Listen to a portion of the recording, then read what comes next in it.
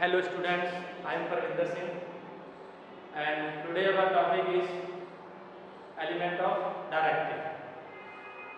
आज हम डायरेक्टिंग का जो थर्ड एलिमेंट है उस पर डिस्कस करेंगे। इससे पहले हमने दो ऑलरेडी पहले वाली जो हमारी वीडियोस हैं उसमें हमने डिस्कस किया था सुपरविजन के बारे में और मोटिवेशन के बारे में। इस वीडियो में आज हम डिस्कस करेंगे लीडरशिप के बारे में। This is the third element of directing and in the next video हम डिस्कस करेंगे कम्युनिकेशन के बारे में। So first of all what is the meaning of leadership. Leadership होती क्या है? जनरली लोग हिंदी में इसको बोलते हैं नेतागिरी का, लेकिन जब हम बिजनेस में आ जाते हैं according to the business study subject, leadership क्या है? लीडरशिप होता है लोगों को इन्फ्लुएंस करना, इंस्पायर करना कि हम लोग अपने गोल को क्या करें, कॉमन गोल जो ऑर्गेनाइजेशन गोल है उसको क्या किया जा सके, अचीव किया जा सके। तो लीडरशिप क्या है? प्रोसेस है। इस प्रोसेस के तहत हम लोगों को क्या करते हैं, गाइड करते हैं, मोटिवेट इन्फ्लुएंस करते हैं ताकि जो हमारा ऑर्गेनाइजेशनल गोल है उसको क्या कर सके हम लोग, अचीव करें। So leadership is a process influencing the behaviour of the peoples at work toward the achievement of the specific goal. जो मैनेजर, यहाँ पे मैनेजर किसका काम कर रहा है? लीडर का काम करता है। वो अपने एम्प्लॉइज से, अपने सबऑर्डिनेट्स से, जूनियर्स को क्या करता है, उनके बिहेवियर को इन्फ्लुएंस करके कॉमन गोल, ऑर्गेनाइजेशनल गोल को क्या करता है, अचीव करता है। ये कहलाता है लीडरशिप। अब there are some features of leadership. First of all influence the others. Leadership क्या करती है? इन्फ्लुएंस करती है दूसरों को। जहाँ पे एक व्यक्ति काम कर रहा है वहाँ पे लीडरशिप प्रेजेंट नहीं हो सकती, क्योंकि लीडर का काम क्या होता है, दूसरों को इन्फ्लुएंस करना, प्रभावित करना और उनसे काम करवाना। अगर वहाँ इंडिविजुअली काम कर रहे हैं तो वहाँ पे लीडरशिप का कोई चांस ही नहीं होता, क्योंकि आप खुद किसी को थोड़ी लीड कर लेंगे, आप अपने आप को लीड नहीं कर सकते, लीडरशिप नहीं हो सकते। आप किसी और का मार्गदर्शन कर सकते हैं, किसी और के लिए क्या बन सकते हैं, लीडर बन सकते हैं। तो इसीलिए यहाँ पे लीडर बनने के लिए, लीडर होने के लिए दो या दो से ज्यादा लोगों का होना क्या है, जरूरी है, जिससे हम लोग उनके बिहेवियर को क्या कर सके, इन्फ्लुएंस कर सके। नेक्स्ट आता है चेंज इन बिहेवियर। लीडरशिप क्या करती है? उनके बिहेवियर को चेंज करती है, उनके नजरिए को बदलती है। अगर उनमें नेगेटिविटी आ गई है तो अपने सिर्फ अपना फायदा ही सोच रहे हैं, तो लीडर क्या करता है, उनको इस तरह मोटिवेट करता है, इन्फ्लुएंस करता है ताकि वो ऑर्गेनाइजेशनल गोल को क्या कर सके, अचीव कर सके। यहाँ पे क्या करता है, उनका बिहेवियर चेंज किया जाता है, नेगेटिविटी को किसमें लेके जाया जाता है, पॉजिटिविटी में। नेक्स्ट आता है अचीविंग द कॉमन गोल। अब ये लीडरशिप होती किस लिए? जो कॉमन गोल है, सभी का जो मेन उद्देश्य होता है उसको पूरा करने के लिए किया जाता है। जैसे कि हर कोई व्यक्ति, जितने भी एम्प्लॉइज हैं, सबऑर्डिनेट्स आते हैं ऑर्गेनाइजेशन में, उनका सबका कोई मेन मोटिव होता है, किसी का सैलरी, किसी का प्रमोशन, तो सभी अपने अपने नीड्स को पूरा करने के लिए कोई गोल लेके आते हैं। लेकिन एक लीडर है जो सबको ये बताता है, जब हमारे ऑर्गेनाइजेशन का गोल अचीव हो जाएगा तो हम उसके बाद जो हमारे छोटे छोटे गोल्स हैं, जो हमने जो टारगेट सेट कर रखे हैं, अपने आप क्या हो सकते हैं, अचीव हो सकते हैं। बिहेवियर को चेंज कर कॉमन गोल की तरफ करता है ताकि हमारा कॉमन गोल क्या हो सके, अचीव हो सके। नेक्स्ट है कंटीन्यूअस प्रोसेस। कंटीन्यूअस प्रोसेस में क्या होता है कि लीडरशिप ये नहीं कि एक बार आपने किसी को इन्फ्लुएंस कर दिया तो उसके बाद जो लीडरशिप का जो प्रोसेस है वो खत्म हो जाता है। लीडरशिप क्या है? कंटीन्यूअस चलने वाला प्रोसेस है, नेवर एंडिंग प्रोसेस है। बार बार, क्योंकि कुछ देर के बाद फिर से जब किसी को कोई सेटिस्फाई होता है, नीड पूरी हो जाती है, तो वो फिर से उसी अवस्था में आ जाता है, डिमोटिवेट हो जाता है। तो वहाँ पे लीडर क्या है, बार बार उन्हें क्या करता रहता है, इन्फ्लुएंस करता रहता है, प्रभावित करता रहता है। तो इसी तरह से लीडर क्या है, लीडरशिप क्या है, एक कंटिन्यूअस प्रोसेस है, नेवर एंडिंग प्रोसेस है, निरंतर चलने वाली प्रक्रिया है। फिर बात आती है, क्वेश्चन अराइज हो जाता है, क्या डिफरेंस है एक मैनेजर और एक लीडर में? कुछ लोगों का मानना है कि दोनों क्या है, सेम है। सेम नहीं हो सकता। एक मैनेजर भी हो सकता है और एक लीडर भी हो सकता है, बट एक लीडर जो है वो कभी भी मैनेजर नहीं बन सकता। क्यों? क्योंकि मैनेजर क्या है, फॉर्मली काम करता है, जो ऑर्गेनाइजेशनल स्ट्रक्चर तैयार किया गया है टॉप लेवल में, उसके अंदर जो हमने पोस्ट डिजाइन कर रखी है या जॉब्स डिजाइन कर रखी है, उसके तहत जो स्ट्रक्चर तैयार कर रखा है, मैनेजर उसके अंदर काम करता है। लेकिन लीडर क्या करता है, फ्रीली काम करता है, वो इनफॉर्मली काम करता है, वो कभी भी फॉर्मल में नहीं आता। फॉर्मल मीन्स होता है एक सिस्टमैटिक वे से तैयार किया गया स्ट्रक्चर, और इनफॉर्मल मीन्स फ्रीली अपनी मनमर्जी से काम करना। और मैनेजर का काम क्या होता है, ऑर्गेनाइजेशनल गोल को अचीव करना। बट लीडर का काम क्या है, जितने इसके जिस ग्रुप का वो लीडर है उस ग्रुप का जो गोल है उसको अचीव करना। तो मैनेजर और लीडर दोनों डिफरेंट हैं। एक लीडर कभी भी मैनेजर नहीं बन सकता, लेकिन एक मैनेजर दोनों तरह से काम कर सकता है। एक मैनेजर की पोस्ट पे भी काम कर सकता है और एक लीडर की तरह भी लोगों को क्या कर सकता है, इन्फ्लुएंस या गाइड कर सकता है। So this is the difference between the manager and a leader. अब हम बात करते हैं different styles of leadership. Leadership कितने तरह की होती है, किन किन तरीकों से हम लीडरशिप करते हैं, तो ये डिपेंड करता है हम कहाँ पे काम कर रहे हैं, किन लोगों में काम कर रहे हैं, कैसे लोग हमारे अंडर में कैसे लोग हैं, उनको कैसी लीडरशिप चाहिए। तो ये डिपेंड करता है हमारे जो हमारे साथ लोगों का जो ग्रुप है वो कैसा है। So there are 3 types of leadership. One is autocratic, second is democratic and third is free range leadership. 3 तरह की लीडरशिप है जिसमें हम अलग अलग कंडीशन में अलग अलग लीडरशिप को अप्लाई करते हैं। जैसे ही एम्प्लॉयज जैसा ही ग्रुप होता है हमारे साथ, वैसे ही हम लोग उसके साथ डीलिंग करते हैं, ऐसी लीडरशिप की जाती है। फर्स्ट क्या है हमारा ऑटोक्रेटिक लीडरशिप। ऑटोक्रेटिक में क्या होता है, मैं थोड़ा सा बता दूं। ऑटोक्रेटिक लीडरशिप में पूरा कंट्रोल क्या होता है, सेंट्रलाइज होता है, लीडर के पास ही होता है। वो कोई भी डिसीजन लेने से पहले कभी भी किसी भी सबऑर्डिनेट से एम्प्लॉय से कोई डिस्कशन नहीं करता है। मींस होल जो अथॉरिटी होती है वो लीडर के पास ही होती है। किसी एम्प्लॉय को भी किसी डिसीजन में पार्टिसिपेट करने का कोई भी हक नहीं है। ये ज़्यादातर जो सुटेबल किया जाता है, ये कहाँ पे लागू होता है, जहाँ पे हमारे पास जो अंडर में हमारे जो ग्रुप जो हमारे अंडर में काम कर रहा है, एक मैनेजर के अंडर में, एक लीडर के अंडर में, वो अनएजुकेटेड लोग होते हैं, जहाँ पे या अनस्किल्ड अनट्रेन्ड लोग होते हैं जिन्हें कोई भी नॉलेज नहीं है काम की। वहाँ पे हम लोग ये लीडरशिप को अप्लाई करते हैं, ऑटोक्रेटिक को। क्यों? क्योंकि उन्हें पता नहीं है कौन सा डिसीजन लेना, कौन सा सजेशन देना, कौन सा काम कैसे करना है। तो यहाँ पे एक लीडर ऑटोक्रेटिक लीडरशिप लगाता है जहाँ पे अनस्किल्ड लोग काम करते हैं। इसका मेन इसमें फीचर क्या है इसमें होता क्या है कि जितनी भी पावर है, जितने भी डिसीजन लेना है, जितनी भी अथॉरिटीज है वो सेंट्रलाइज है, एक लीडर के अंडर में है। मीन्स सबऑर्डिनेट्स जूनियर्स का कोई भी उसमें पार्टिसिपेशन नहीं होता, मीन्स फुली सेंट्रलाइज है ये। अब इसके एडवांटेज क्या है, क्विक डिसीजन होता है। जब मैं डिसीजन एक ही लीडर के पास ही है, किसी से कोई कंसल्ट नहीं करना है, मीन्स टाइम का कोई वेस्टेज नहीं है, जो उसे अच्छा लगेगा वैसा वो डिसीजन लेगा, तो डिसीजन बहुत जल्दी होता है इसमें। नेक्स्ट आता है स्ट्रॉन्ग मोटिवेशन। अब सारे अनस्किल्ड पर्सन है, अनएजुकेटेड है, तो उनको क्या करना है, ऑटोक्रेटिक में हम लोग बहुत जल्दी क्या कर सकते हैं, मोटिवेट कर सकते हैं, इन्फ्लुएंस कर लेते हैं, जिसका सबसे अच्छा ये रिजल्ट आता है कि उनका एटीट्यूड उनका क्या हो जाता है, पॉजिटिव हो जाता है, रिजल्ट हमेशा अच्छा ही आता है। So these are the 3 advantages of autocratic. Means decision बहुत जल्दी ले सकते हैं, मींस मोटिवेशन आप आराम से कर लेंगे, इसका पॉजिटिव रिजल्ट आता है क्योंकि आप सारी चीज़ें आपके किसमें है, कंट्रोल में है, कोई टाइम की कोई वेस्टेज नहीं है, डिसीजन आपने अपने हिसाब से लेना है, किस व्यक्ति को कैसे हैंडल करना है। So these are the advantages of autocratic. There are some disadvantages also, इसकी कुछ डिसएडवांटेजेस भी हैं। जैसे क्या है, फ्रस्ट्रेशन अमंग द सबऑर्डिनेट्स, हमेशा तनाव की स्थिति में रहते हैं। तनाव मीन्स उन्हें आज़ादी बिल्कुल नहीं दी जाती, काम करने की ऑटोनॉमी बिल्कुल नहीं है। मीन्स जो भी प्लान किया जाएगा लीडर द्वारा, जो भी डिसीजन लिया जाएगा उसको उनको क्या करना है, फॉलो करना है।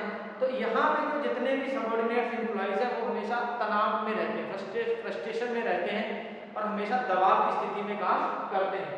इसीलिए ज़्यादातर ये जो ऑटोक्रेटिक लीडरशिप है इसमें टर्नओवर एम्प्लॉइज का ज़्यादा रहता है, क्योंकि तनाव की स्थिति में जो लोग एम्प्लॉइज हैं वो काम नहीं कर पाते, वो उस कंपनी को ऑर्गेनाइजेशन को छोड़ के चले जाते हैं। नेक्स्ट आता है initiative level staff. Initiative level of initiative means होता है जब हम किसी से कोई सलाह मशवरा करते हैं, कुछ डिसीजन उनसे लेते हुए कंसल्ट करके लेते हैं, तो जो स्किल्स या क्रिएटिविटी उनके अंदर है वहाँ पे जब हम ऑटोक्रेटिक लगा देते हैं तो वहाँ पे उनकी क्रिएटिविटी बिल्कुल क्या हो जाती है, खत्म हो जाती है। उन्हें जो आता है उनसे कोई मतलब नहीं है, जो हमने प्लान किया, जो लीडर ने प्लान किया उसी को वो फॉलो करेगा। तो जो उनके अंदर काबिलियत थी उसका कोई भी यूज नहीं हुआ। धीरे धीरे वो क्रिएटिविटी का या इनिशिएटिव का जो लेवल है धीरे धीरे क्या होता चला जाता है, डाउन होता जाता है। नेक्स्ट आता है no development of the employees. अब जब सारे डिसीजंस, सारी कंसल्टेंसी, सारे कंट्रोल किसके हाथ में है, लीडर के हाथ में है। आप उसे मौका ही नहीं दे रहे सबऑर्डिनेट को, जूनियर को कि आप भी पार्टिसिपेट करिए, डिसीजन लेने की क्षमता उसमें बढ़ाइए। किसी काम में उसको इन्वॉल्व ही नहीं किया जा रहा, उसे सिर्फ एक प्लान पेपर पे डिजाइन करके दे दिया कि इसके अंडर में ही चलना है, आपने इस प्लान के तहत ही इन बाउंड्रीज को आपने क्रॉस नहीं करना है।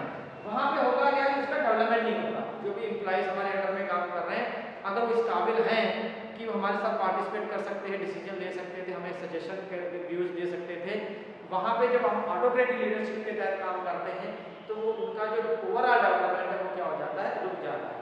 क्यों? क्योंकि वो पहले से बनाए हुए स्ट्रक्चर के अंदर में ही काम करते हैं, वो अपनी मर्जी से कोई भी डिसीजन नहीं ले पाते।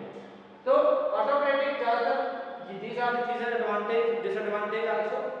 अब ये बात आती है लागू कहाँ पे होता है, अगर क्वेश्चन अराइज हो जाता है कि ऑटोक्रेटिक कहाँ पे सुटेबल है, तो ये जो ऑटोक्रेटिक लीडरशिप है ये वहाँ पे सुटेबल है जहाँ पे अनएजुकेटेड आपके ग्रुप में जो आपके अंडर में जूनियर्स है, सबऑर्डिनेट्स है, अनएजुकेटेड है, अनस्किल्ड है, वहाँ पे ऑटोक्रेटिक लगाना क्या है, जरूरी है। क्योंकि उन लोगों को हम लोग फ्री आज़ादी नहीं दे सकते क्योंकि उन्हें कुछ आता ही नहीं है, तो वहाँ पे ये सुटेबल है, बाकी जगह पे ऑटोक्रेटिक सुटेबल नहीं है। नेक्स्ट आता है जो हमारा सेकंड लीडरशिप आती है, वो आती है डेमोक्रेटिक। डेमोक्रेटिक मीन्स होता है कि हमने जब भी कोई डिसीजन लेना है तो हम लोग कंसर्न करके लेंगे अपने सबऑर्डिनेट से, एम्प्लॉइज से, चाहे हम उनके सजेशन को माने या ना माने, बट डिसीजन लेने से पहले कोई भी रूल्स या रेगुलेशन कोई भी अगर हम बनाते हैं, प्लानिंग करते हैं, तो सबसे पहले हम लोग अपने एम्प्लॉइज से क्या करते हैं, उनसे सलाह मशवरा किया जाता है, उनको पार्टिसिपेशन दिया जाता है, उनको हम लोग बुलाते हैं मीटिंग में, उनके सजेशन माने जाते हैं। तो this type of leadership is known as democratic, take decision with the consultants and participation with the employees. जब भी कोई डिसीजन प्लानिंग की जाएगी तो डिसीजन के कंसल्ट और पार्टिसिपेशन के बाद ही डिसीजन लिया जाता है, काम किया जाता है, उस लीडरशिप को बोलते हैं डेमोक्रेटिक लीडरशिप। अब यहाँ पे फायदे क्या होंगे डेमोक्रेटिक में, improve the job satisfaction and moral. जब हम पार्टिसिपेट करवा रहे हैं, लोगों को इन्वॉल्व कर रहे हैं, एम्प्लॉइज को, तो जो इंटरनली इनकी फीलिंग है वो क्या होती है, इम्प्रूव होती है। तो उनका क्या होता है, इम्प्रूव द जॉब सेटिस्फैक्शन, वो काम करने में वहाँ पे अच्छा महसूस करते हैं, कभी उन्हें फ्रस्ट्रेशन कभी नहीं होता है, उनका मोरल क्या होता है, हाई होता है। इम्प्रूविंग द डिसीजन मेकिंग, अब हमने डिसीजन उनके कंसर्न से लिया, अब मोस्टली कई जो जिनके अंदर क्रिएटिविटी इनिशिएटिव है वो अच्छा डिसीजन भी, कई बार हमारा सजेशन अच्छा सजेशन भी दे देते हैं, जिससे क्या होता है, इम्प्रूविंग द डिसीजन मेकिंग, उनमें जो डिसीजन लेने की क्षमता है वो क्या हो जाती है, बढ़ जाती है। नेक्स्ट आ जाता है पॉजिटिव एटीट्यूड, ऑलवेज सबऑर्डिनेट्स का ऑर्गेनाइजेशन के प्रति पॉजिटिव एटीट्यूड रहता है और ऑर्गेनाइजेशन का एम्प्लॉइज के प्रति पॉजिटिव एटीट्यूड रहता है, जिसका रिजल्ट क्या आता है कि वहाँ पे जो एटमॉस्फेयर है बहुत अच्छा है, क्योंकि आपने खुली किसी को कंट्रोल नहीं कर रखा है, डिसीजन लेने में हमने उनका भी पार्टिसिपेशन, कुछ आज़ादी दे रखी है, जिससे कि उनमें आपस में दोनों में क्या रहता है, सेटिस्फैक्शन रहता है, एम्प्लॉइज अपनी पूरी जिम्मेदारी से और मेहनत से काम करते हैं। अब कुछ advantages, there are some disadvantage also. Time consuming, जब हम किसी के साथ कंसर्न करके, मोस्टली जब एम्प्लॉइज के साथ कंसर्न करके डिसीजन लेते हैं तो वहाँ पे हमारा टाइम वेस्ट होता है। ये एक सबसे बड़ी डिसएडवांटेज है कि जब हम आप डिसीजन ले रहे हैं, कंसर्न कर रहे हैं, कंसर्न करने में काफ़ी टाइमिंग वेस्ट होती है। ऑटोक्रेटिक में क्या था कि हम डिसीजन अकेले ले रहे थे तो टाइम हमारा बिल्कुल वेस्ट भी नहीं हो रहा था, लेकिन यहाँ पे हमारा टाइमिंग क्या हो रहा है, वेस्ट हो रहा है, बहुत ज़्यादा टाइम कंज्यूम हो रहा है। नेक्स्ट आता है leader pass the work with subordinates amended response. कई बार डेमोक्रेटिक में क्या होता है, लीडर अपनी जिम्मेदारी से बच जाता है। मीन्स होता है बचना, भागना, मीन्स हमने वर्क को क्या, हमने वर्क किससे करवाने की कुछ सोच रहे हैं, एम्प्लॉय से, एम्प्लॉय से हमने वहाँ पे डिसीजन जो लिया वो कंसर्न कर रहे हैं हम लोग अपने सबऑर्डिनेट से, एम्प्लॉय से, जूनियर से, तो वहाँ पे कई बार ये लगता है कि बाकी मेंबर्स को कि ये जो बंदा है, लीडर है, ये अपनी जिम्मेदारी से भाग रहा है, तो ये डिसएडवांटेज भी हो जाती है। नेक्स्ट आता है consultation sign of incompetence of the leader. कई बार जब हम डिसीजन हम खुद ले रहे हैं तो ये अगले बंदे को लगता है बंदा कैपेबल है, ये डिसीजन खुद ले सकता है, इसमें डिसीजन लेने की क्या है क्षमता। जब हम डिसीजन किसी से कंसर्न करके लेते हैं तो कई बार उनके मन में ये भावना आ जाती है कि शायद इस लीडर को शायद नहीं आता जो हमसे कंसर्न कर रहा है, तो ये थोड़ा सा कुछ डिसएडवांटेज की तरफ भी शो करता है कि जब हम डिसीजन किसी से कंसर्न करके लेते हैं तो कुछ लीडर में ये साइन शो कर जाता है कि वो डिसीजन लेने की क्षमता उनमें नहीं है, ये भी डिसएडवांटेज आ जाती है। ये कुछ लोगों का मानना हो सकता है। So there are three disadvantage. Time consuming है, अपनी रिस्पॉन्सिबिलिटी से भाग सकता है कि लीडर जब कंसल्ट करने के लिए कहता है, या कई बार ये भी हो जाता है कि वो डिसीजन लेने की क्षमता में नहीं था, इसीलिए वो दूसरों से कंसल्ट करके लेगा। So these are the disadvantages of democratic leadership. Now the last one is free range. Free range leadership में क्या आता है कि कंप्लीट डेलीगेशन दे दिया। यहाँ पे हमने जितना भी कंट्रोल था, जितनी भी पावर थी, अथॉरिटी थी, वो सारी किसमें थी? सेंट्रलाइज थी, लीडर के पास थी। यहाँ पे हमने थोड़ी पावर या थोड़ी अथॉरिटी को क्या किया? यूज किया है कि डिसीजन लेते वक्त हम किसी से कंसल्ट कर रहे हैं। लेकिन इस टाइप की लीडरशिप में हमने पूरी आज़ादी दे दी है इसको, सबऑर्डिनेट्स को, कि आप अपने तरीके से काम करिए, आप अपने काम को करने का कोई डिसीजन लीजिए, ये आपके लिए आज़ाद है। सिर्फ थोड़ा बहुत गाइड करने के लिए या इंफॉर्मेशन पास आउट करने के लिए या रिसोर्सेज की जिनकी ज़रूरत है वहाँ पे उनको अवेलेबल कराने के लिए एक लीडर की आवश्यकता होती है। बाकी जो टोटली काम है वो सारा किनके हैंड्स में दे दिया जाता है? सबऑर्डिनेट्स एंड जूनियर्स के एम्प्लॉइज के हाथों में चला जाता है। यहाँ पे full complete delegation of authority means सारी पावर दे दी जाती है। आप किसी भी तरीके से डिसीजन लेके अपने हिसाब से प्लानिंग करके काम को गोल को क्या करिए? अचीव करिए। नाउ द एडवांटेज क्या है इस लीडरशिप की? पॉजिटिव फैक्ट आता है, जब हम किसी को काम करने की आज़ादी देते हैं तो उसके मन में ये फीलिंग आ जाती है कि मुझे कुछ सोच समझ के इन्होंने काम दिया होगा। सो दैट्स वाई उनके अंदर जो नेगेटिविटी है वो खत्म हो जाती है और पॉजिटिविटी एक ऑर्गेनाइजेशन के प्रति क्रिएट हो जाती है, लीडर के प्रति, कि इन्होंने मुझे इस काबिल समझा तभी ये मुझे काम दिया गया।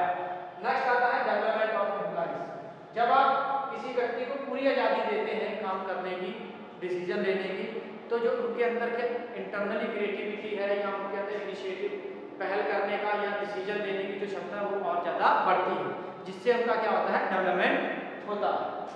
नेक्स्ट आता है full utilization of potential and capacity of employees. पूरी आज़ादी दे दी, उसके साथ टारगेट भी दे दिया कि आपको क्या करना है? अचीव करना है। तो अपनी पूरी मेहनत के साथ, पूरी एबिलिटी के साथ, पूरी कैपेसिटी के साथ उस टारगेट को अचीव करने में पूरी मेहनत लगाते हैं, जिससे क्या होता है? प्रॉपर यूटिलाइजेशन होता है, फुल यूटिलाइजेशन। अब हमने किसी को बताया कि आपने ये काम ऐसे करना है तो वो सिर्फ वैसे ही करेगा, मीन्स अपनी कोई भी जो उनके नए मेथड्स है, टेक्निक्स है, वो नहीं लगाएगा। जब हमने किसी एम्प्लॉइज को ये कह दिया कि ये काम आपने करना है, कैसे करना है, एज यू विश, आपकी मर्जी है, तो जो उसे अच्छे से मेथड आता है वही उसको क्या करता है? अप्लाई करता है, जिससे क्या होता है कि आप उसका फुल यूटिलाइजेशन करते हैं, उसके पोटेंशियल का, उसकी क्रिएटिविटी का, उसकी स्किल्स का प्रॉपर्ली आप यूज कर पाते हैं।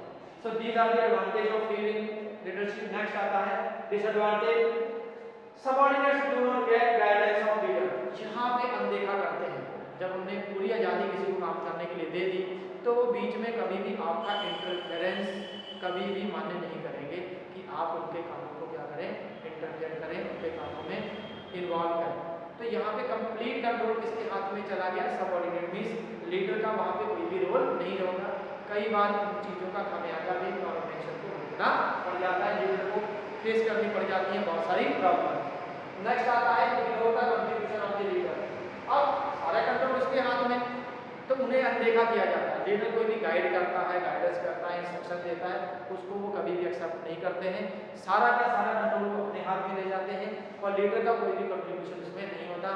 अगर वो कोई टारगेट गोल को अचीव करते हैं तो वो सबऑर्डिनेट्स अपने लीडर के सीनियर को यही बताते हैं कि ये टारगेट हमने अचीव किया है, इसमें किसी लीडर का कोई भी योगदान नहीं है। ये भी एक डिसएडवांटेज है जब आप फुली अथॉराइज का अथॉरिटी दे देते हैं एम्प्लॉइज को। सबऑर्डिनेट्स में work in the different direction में कॉज। कई बार क्या होता है, अगर तो सही डायरेक्शन में चल रहा, सब कुछ सही चल रहा है, फिर तो ठीक है। मोस्टली केसेस में जब आप पूरी अथॉरिटी दे देते हैं किसी एम्प्लॉइज को, अगर उसने उसका मिस यूज किया, वो गलत डायरेक्शन में चला गया, उसने डिसीजन गलत ले लिया, तो हमारा टाइमिंग का, हमारे रिसोर्सेज का, जो हमने टारगेट अचीव करना था वो अचीव नहीं हो पाएगा। मीन्स बहुत सारा हमारा क्या हो सकता है? नुकसान हो सकता है। ये सबसे बड़ी डिसएडवांटेज है इसी लीडरशिप की, कि जब हम पूरी आज़ादी देते हैं, पूरी आज़ादी का कई बार अगर वो मिसयूज करता है, क्योंकि लीडर का उनके ऊपर कोई कंट्रोल नहीं, वो सिर्फ गाइड करता है कई बार या रिसोर्सेज अवेलेबल कराता है। मीन्स ओवरऑल कंट्रोल किसका था? सबऑर्डिनेट्स का था। तो कई बार जिस डायरेक्शन में उन्हें जाना चाहिए था वो डायरेक्शन में ना जाकर हमारे मटेरियल्स का, टाइम का, पावर का, ये सब का क्या कर सकता है वो मिसयूज करके हमारा नुकसान करा सकता है, ऑर्गेनाइजेशन का बहुत बड़ा नुकसान हो सकता है, क्योंकि रिजल्ट जो हम चाहते थे वो नहीं आता है। तो ये इस तरह के जो लीडरशिप है ये कहाँ पे स्टेबल है, क्योंकि हम आज़ादी किसे दे सकते हैं जहाँ पे हमारे पास train highly educated person, skilled person है, अवेलेबल है, एम्प्लॉइज हैं, उन्हीं को हम ये इस तरह की लीडरशिप के तहत हम लोग फुल अथॉरिटी देते हैं। क्योंकि अनएजुकेटेड, अनट्रेन्ड लोगों के लिए कौन सी लीडरशिप लगाई जाती है? ऑटोक्रेटिक। और जिन्हें बिल्कुल फुल नॉलेज है, फुल ट्रेंड, अपने काम में एक्सपीरियंस होल्डर्स हैं, अब ये है कि अच्छे से काम कर सकते हैं, वहाँ पे हम लोग फ्री रेंज लीडरशिप का जो लगाते हैं, जहाँ पे हमारे जो एम्प्लॉइज हैं वो बहुत काबिल हैं, एजुकेटेड है और रिजल्ट क्या आएगा उनका बहुत अच्छा आता है, इसीलिए हम लोग उन्हें पूरी आज़ादी देते हैं। So dear students, today we discuss about the topic elements of directing. Third element आज हमने पढ़ा है लीडरशिप का।